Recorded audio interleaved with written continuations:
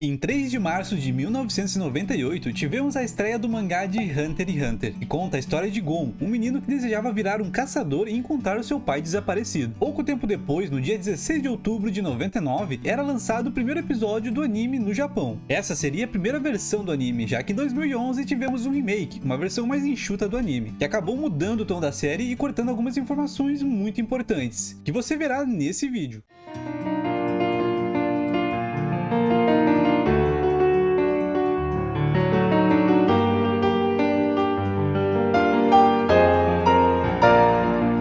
Hunter x Hunter com certeza é uma das obras mais queridas, mas que infelizmente sempre carregou alguns problemas na sua produção. A obra enfrentou tantos problemas ao ponto de que até os dias de hoje o autor Yoshihiro Togashi não conseguiu completar a história do mangá. O mangá passou por diversas pausas, os chamados hiatos. O autor, que além de criar Hunter x Hunter, também foi responsável pela famosa obra Yu Yu Hakusho, aquela obra que ficou muito conhecida pela sua dublagem livre e divertida. Tá pensando o quê, filho? Rapadura é doce, mas não é mole, não. Mas o Togashi acabou recebendo de algumas pessoas o apelido de o Gênio Preguiçoso, pois reza a lenda que ele era viciado em RPG, jogos como Dragon Quest, Final Fantasy, e esse poderia ser o motivo dos hiatos. Mas vendo o esforço que ele está fazendo para voltar com a sua obra, mesmo com seus problemas graves de saúde, isso não me parece muito convincente. Em sua conta do Twitter, que ele criou em 24 de maio de 2022, podemos ver algumas pistas dos esforços dele para continuar a obra, e que acabam tornando a volta de Hunter x Hunter um pouco desconfortável para alguns fãs, pois ela vem através de um sofrimento do autor. Quer entender melhor todas as informações? Então pegue um café, se acomode e venha conhecer a verdade sobre Hunter x Hunter.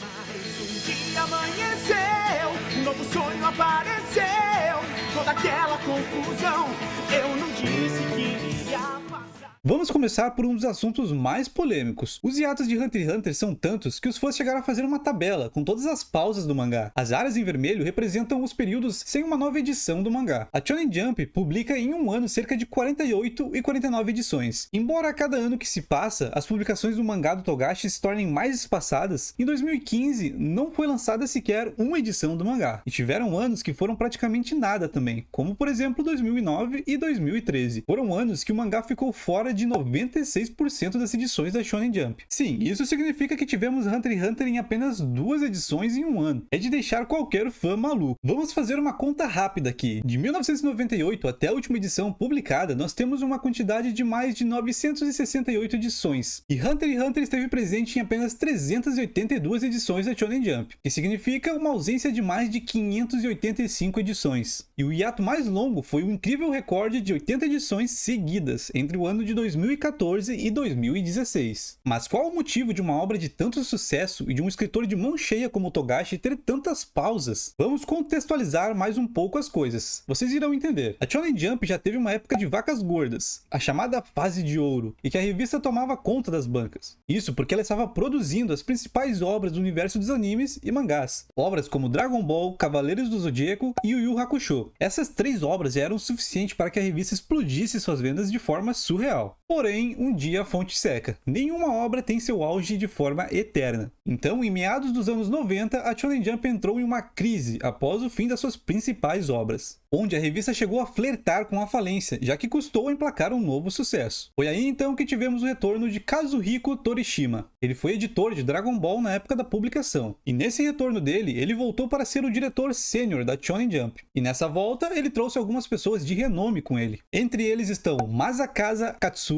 o mestre Akira Toriyama e o Takehiko Inoue. Ele também foi responsável por lançar o Eiichiro Oda, autor de One Piece. E logicamente ele trouxe o Togashi de volta. E esse pode ser considerado o início da retomada da Shonen Jump ao seu auge. Porém, quando você traz tantas pessoas renomadas de volta para a editora, os autores começam a fazer as suas exigências de trabalho. Afinal, eles têm tamanho para isso. E já estão praticamente com a vida ganha com os trabalhos que eles já realizaram até ali. Afinal, eles foram responsáveis pela chamada fase de ouro da Shonen Jump. E as exigências eram basicamente para que os mangakas não se matassem trabalhando, como por exemplo não fazer séries tão longas e não necessariamente lançar edições todas as semanas, já que a revista da Shonen Jump é semanal. Então houveram acordos desse tipo que influenciam na carga de trabalho. Talvez agora você esteja pensando, nossa, que desumilde, foi só ficar rico que fica cheio de frescura. Mas caso você não saiba, a rotina de um mangaka é bizarra. Eles têm um cronograma com tudo, e quando eu digo tudo, é tudo mesmo. Eles marcam até o horário de comer e dormir. Em geral, a rotina de trabalho de um mangaka é de 10 horas horas por dia. E a maioria diz dormir de 4 horas a 6 horas por dia, tendo dias que o mangaka consegue dormir apenas 2 horas. Estoy cansado, jefe.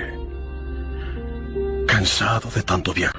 Então qualquer um que tivesse tamanho para pedir uma regalia dessa, iria pedir. O Oda, por exemplo, já revelou dormir de 2 a 3 horas. Ou seja, o dia do mangaka é basicamente comer e desenhar. Eles não trabalham para viver, e sim vivem para trabalhar. Então nesse retorno do Togashi, ele lançou um mangá de humor chamado Level E. E com esse mangá já vieram algumas exigências do Togashi. Ele não queria um mangá semanal, e sim um mangá mensal. Mesmo a revista sendo semanal, ele conseguiu que o mangá fosse lançado mensalmente. Esse mangá não foi muito longo. E logo depois que acabou, a Shonen Jump insistiu para que o Togashi continuasse, pois tudo que o Togashi produzia trazia um ótimo retorno. O autor tinha o toque de Midas. Então o Togashi disse: vocês querem que eu crie outra série? Tudo bem, irei criar uma nova série, mas nessa série eu vou lançar capítulo quando eu quiser. E entre isso e nada, a Shonen Jump aceitou a contraproposta. Mas isso tudo é só por causa da alta carga de trabalho? Bom, não é bem assim. Por causa da época que ele estava produzindo Yu Yu Hakusho, ele desenvolveu alguns problemas de saúde, como estresse contínuo e muitas dores na coluna, a ponto dele não conseguir ficar muito tempo desenhando. O Togashi já chegou a emitir algumas notas sobre o seu problema na lombar. Vamos conferir elas. Preso na cama, rastejar de 4, encontrar ajuda, lutar para se levantar e ir para o hospital. A pior parte da dor nas costas é que só depois de melhorar um pouco é que você pode ir para o hospital. Quando a sua dor é de 10 na escala de 1 para 10, você não consegue mover seu corpo nem 1 centímetro durante a noite. Às vezes eu não tenho certeza do que vai inspirar primeiro, o mangá ou eu. Pra vocês terem uma noção, a dor na lombar dele era tanto que às vezes ele lançava o capítulo antes de completar os desenhos, onde as páginas pareciam até rascunhos, e isso fortaleceu mais ainda o seu apelido de o gênio preguiçoso. Mas na versão encadernada, o desenho vinha muito mais caprichado, isso porque o autor tinha mais tempo. Também tinha a teoria de que ele não queria muito trabalhar para ficar jogando RPG, e de fato ele joga, mas não é algo descontrolado. Ele diz que é uma forma que ele encontrou de relaxar um pouco. Talvez alguém esteja se perguntando, se o Togashi tem tantos problemas de saúde, por que ele não passa a função de desenhar para outra pessoa e se preocupa apenas em construir uma boa história? A esposa do Togashi é a criadora de Sailor Moon, de repente ela poderia desenhar para ele. Então, é por esse motivo que eu acho que a narrativa dele ser o gênio preguiçoso não fecha muito bem, pois mesmo com seus problemas de saúde, ele não abriu mão de produzir a sua própria obra. O Twitter de Togashi. Em 24 de maio de 2022, o Togashi criou sua conta no Twitter, e ele rapidamente alcançou a marca de 2,18 milhões de seguidores, tornando o mangaka mais seguido do Twitter, ultrapassando o Koei Horikoshi, o autor de My Hero Academia, que tem 2,15 milhões de seguidores. Isso tudo em menos de uma semana. Essa conta foi responsável por balançar a internet. Isso porque nela ele começou a postar esboços dos novos capítulos do mangá. Na época que ele criou o Twitter, o mangá estava em hiato desde 2018, devido aos problemas de coluna dele. E ele usa essa conta para praticamente só isso, postar os esboços dos desenhos dele. Mas então significa que ele tá bem, já se tratou e as dores foram embora. Bom, não é bem assim. Se prestarmos atenção nas fotos, podemos ver que ele está sempre deitado em uma cama. Isso porque ele não consegue ficar muito tempo desenhando sentado, o que demonstra que ele voltou pelo carinho que ele tem pela sua obra, pois parece que ele não possui mais condições físicas de encarar a rotina de um mangaka. Mas por que ele não passa a função de desenhar para outra pessoa, como a esposa dele, por exemplo, que é criadora de Sailor Moon?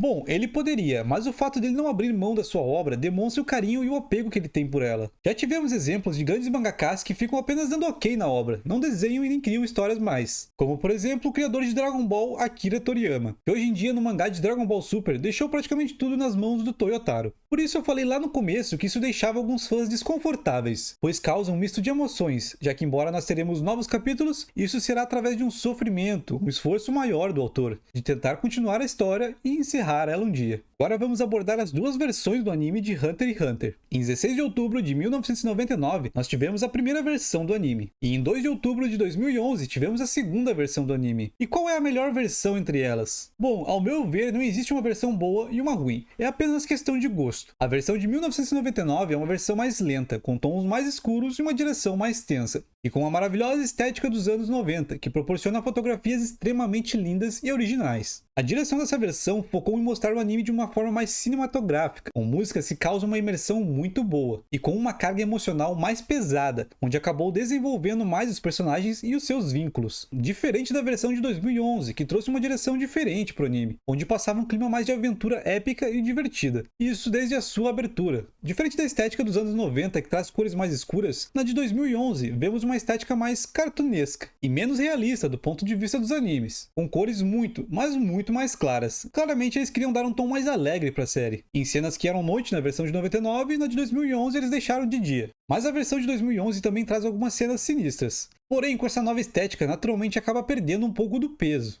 Embora a versão de 99 seja mais bonita, ela carrega consigo algumas limitações da época, já que no passado a produção de animes era algo mais manual, com pouco auxílio de tecnologia. Então você verá que em cenas mais complexas, como as de lutas, por exemplo, não terão tantos detalhes, variações de câmeras e também nem sempre a animação será tão caprichada. Isso porque na época era muito mais trabalhoso manter a qualidade do anime o tempo todo. A versão de 99 traz os temidos fillers, que são episódios feitos apenas para o anime não ultrapassar o mangá. Eu sei que só de vocês ouvirem esse nome já dá até um frio na espinha, mas calma, os fillers de Hunter x Hunter não são desprezíveis, pois eles servem muito bem para desenvolver os personagens. São aqueles episódios que melhoram a conexão entre o espectador e obra, então você pelo menos não vai sentir que foi perca de tempo. Já a de 2011 é uma versão mais enxuta do anime, enxuta até demais eu diria. Como comparação, na versão de 1999 demora em média uns 3 episódios para o Gon entrar no barco, e na versão de 2011, já no primeiro episódio, ele entra no barco, onde ele conhece o Leório e o Kurapika, os seus companheiros de aventura. Momentos depois ele conheceria o Killua. Bom, mas se na versão de 2011 tiveram cortes, deve ser porque eles não são muito importantes. Então, não é bem assim. Um ou outro até pode passar, mas na versão de 2011 eles fizeram um corte muito significativo,